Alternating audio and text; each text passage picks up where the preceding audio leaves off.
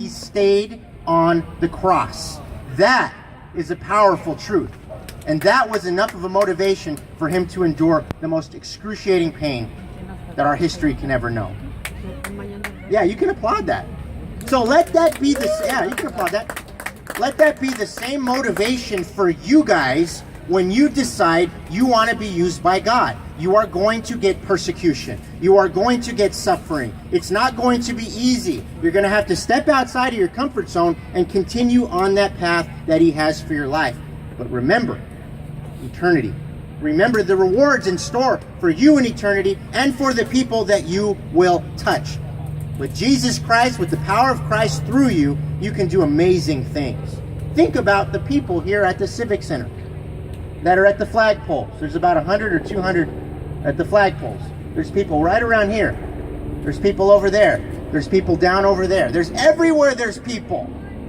Everybody needs God in their lives. Even if they don't want him, they still need him. Yeah, you can applaud that. So if you know that, if you know that God is real, he's not dead, he's real. If you know that he's real and he's changed your lives, then now the next step is to be used by God. To do something here at the Civic Center that maybe you never thought you would ever do. To maybe walk around, take one of these message notes and say, hey, can I talk to you what I learned today? We handed out some talk it overs. Maybe form a Bible study. I know Christian does that. Christian is amazing. He does that every week. He forms a group. Yeah, let's hear it for Christian. Let's hear it for the people that do that here on a regular basis at the Civic Center. 2 Corinthians 4:17. These little troubles are getting us ready for an eternal glory that will make all our troubles seem like nothing. Big God, small problems. Big God, small circumstances. It may feel big at the time, but when you step back and you look at it from a bigger picture, and you know that God is big enough to handle every problem in the world, right? Then that problem becomes much smaller, and you don't worry about it as much. I have to remind myself of that every day. 2 Corinthians 4:18. So we don't look at our troubles we can see right now. Rather, we look forward to what we have not yet seen. That's called faith. For the troubles we see will soon be over, but the joys will come, will last forever. Our circumstances may seem overwhelming. It's hot right now. I get it. A lot of us are hot, right? And it seems overwhelming, and we're thinking, how am I going to stay cool, right? You know what? Just a couple weeks ago, wasn't it cold, windy, raining? The weather changes, just like our circumstances change, but God never changes. He never changes. He's always looking to love us. He's always going to be there for us. So we can make a choice. Say, okay, God, I'm going to bring you into my heart right now. Maybe you've never done that. You can do that at the end of this message. We're going to invite all of you to accept Jesus Christ into your heart. So how do we do this? How do we do this? How do we stay focused on eternity? How do we have a revival at the Civic Center, a spiritual awakening, I guess you can say? We can't do it without small groups.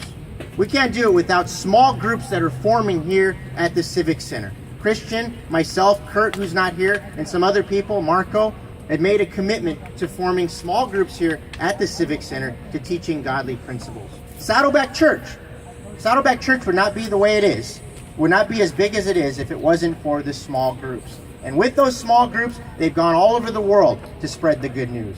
One small group came here today. Let's hear for the small group that came here today to serve you the food here today. Why is small groups so important? Well, I'm not wearing the shirt today. I've worn it the last 2 weeks. So I decided to give it a break today. But my shirt says, we are better together. And God knows that. It's his formula, and he wants you to get that. So in groups, we can do a lot of amazing things. We can stay sober. It helps us to stay sober if we have a healthy small group. Even if there's people around us that are doing drugs all around us. If you have a healthy small group of people that have made a commitment to staying sober, it'll help you. Iron sharpens iron. And you'll get that accountability that you need to stay sober. That's why groups like Celebrate Recovery and AA are very powerful, because those groups are effective. Ecclesiastes 4:12, it said, a person standing alone can be attacked and defeated, but two can stand up back to back and conquer, and three people are even better. For a triple braided cord is not easily broken. Danny Duchesne was here a few weeks ago. And if you know his story, if you saw Saddleback Church's message, actually this is the message that they brought him up on stage. This, God can use anybody. Danny Duchesne was in prison for 2 life sentences. He was part of a murder, and he was in jail for 2 life sentences. And he changed his life in jail. And he's formed a group, a small group, in jail, in prison, with inmates, with criminals, with dangerous people. And he decided to form a small group, Celebrate Recovery Group. And from that, so many people turned their lives to the Lord. Hundreds and hundreds of people. Rick Warren found out about this. And he asked the warden to release Danny Duchesne from jail so he can hire him at Saddleback Church as a full-time pastor of prison ministries. Danny was here 3 weeks ago. Yeah, you can applaud that. I didn't want to call attention to Danny. I didn't want to embarrass him.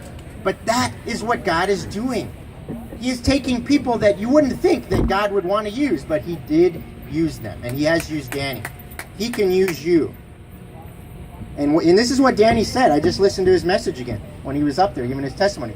He said, you cannot be all God wants you to be by yourself. It's not going to happen. Maybe some of you here at the Civic Center isolate. You sleep by yourself. You don't want to talk to anybody. I want to encourage you not to do that.